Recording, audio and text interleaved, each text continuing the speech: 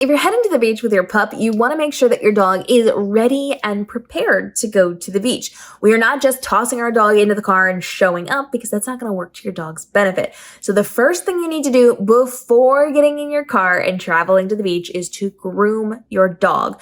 Your dog is going to be out on the beach in the water, playing, running, and getting really, really dirty in that sand and that salt water with all the sweat and all of the things.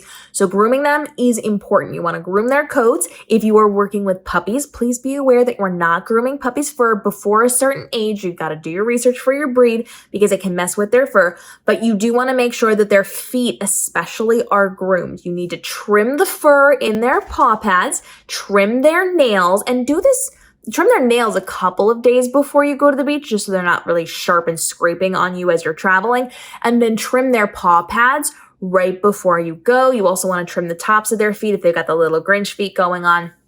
If your dog has feathers on their legs, you may want to shape those up just a little bit, because anything down low is going to pick up that sand and the debris, and they're going to then transport that into your hotel room, into your car, all the way home. And you do not want sand grating on their skin. So you want to make sure as you're leaving the beach, you're also taking care of them and grooming them, making sure you're getting off as much sand and salt water as possible. We have other videos on that. But before you go, trim up their paws. Trim up their ears, trim up anything that could potentially be an issue. If you've got a dog who has like fur that goes in their eyes, trim that up. Make sure they are fully groomed before you go to the beach, just to keep them safe and protected as you are going.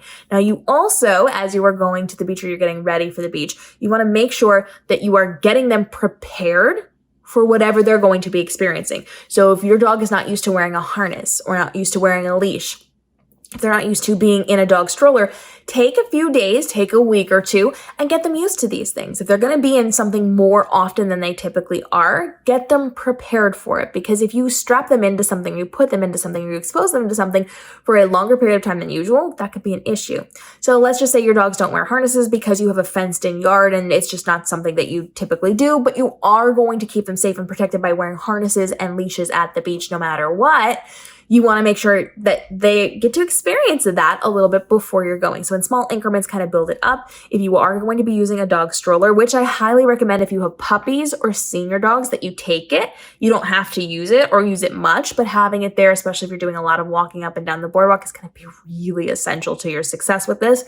Get them used to it. Don't just buy a new stroller, show up at the beach, drop your dog into it, and hope and pray that everything goes well. It will not in a lot of cases. So get them used to it. Try them with this at your home. Let them explore these things. Let them understand what your new long leash is going to be like. If your dog has only ever been on a standard size leash and all of a sudden they have a 50-foot leash and they get the freedom to run around and do things, but they will stop at the end of that 20, 30, 50-foot leash, try it in your yard, try it in your home. Let them understand what it is so they don't hurt themselves while we are at the beach. And make sure that if you are taking things like tents for them to be cool in at the beach, or if you're taking like a pop-up tent in place of like a kennel or a crate, that they are aware of it before you go.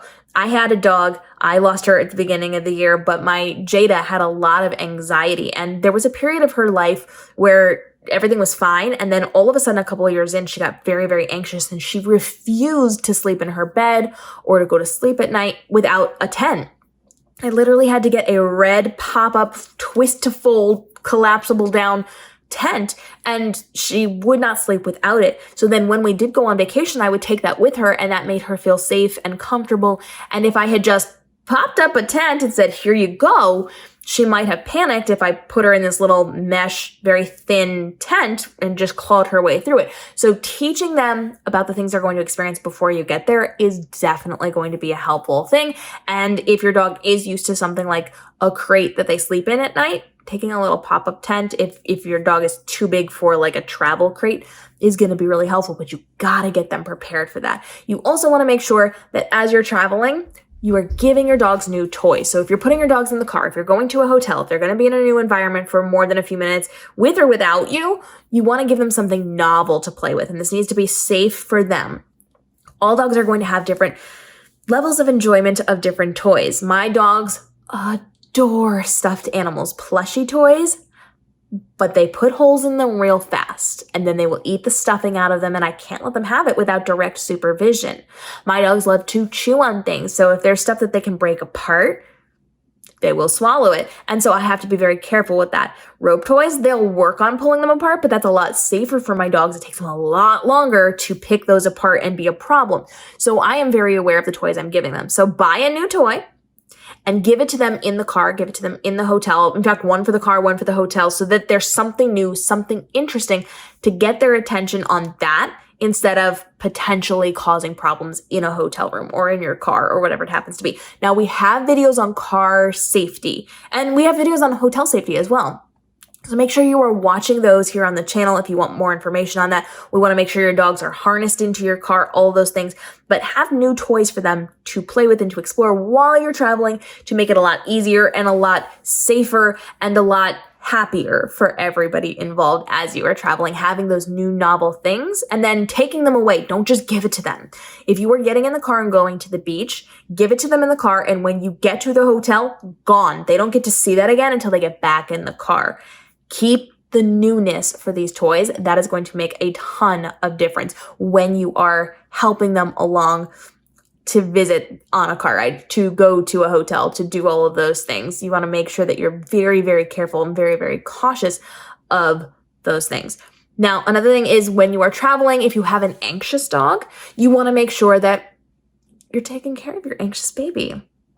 A lot of times dogs in new unfamiliar environments will get more anxious if they're already anxious, or might develop some sort of anxiety even if they don't have it at home.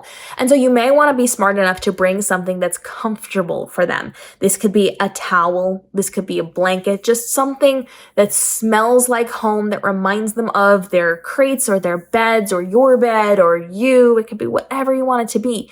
In a lot of cases, when you go to hotels, when you're traveling, you are not going to be allowed to have your dog on the bed. Different hotels are going to be different, but a lot of them say your dog can be in the room, but your dog cannot be on the bed or on the couch or whatever. And so they're not going to be allowed there.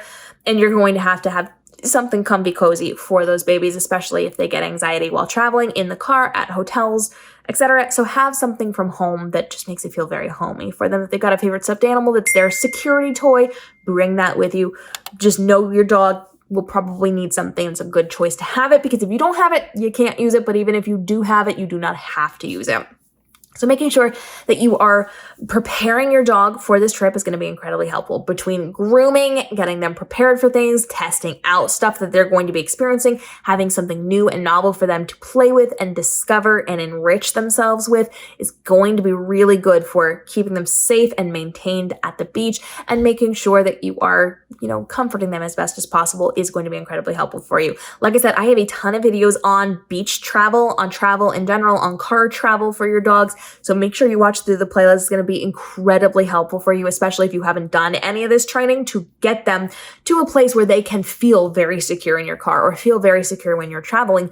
It's going to be a really good one for you to go through and get ideas on how to keep them safe and protected in vehicles, safe and protected at the beach, which places are going to be really good fits for you and not. We've got all sorts of videos, and we're answering your questions in our continued videos. We're dropping new videos every single day, helping you navigate the world of being a dog parent. So we'll see you in the upcoming episodes.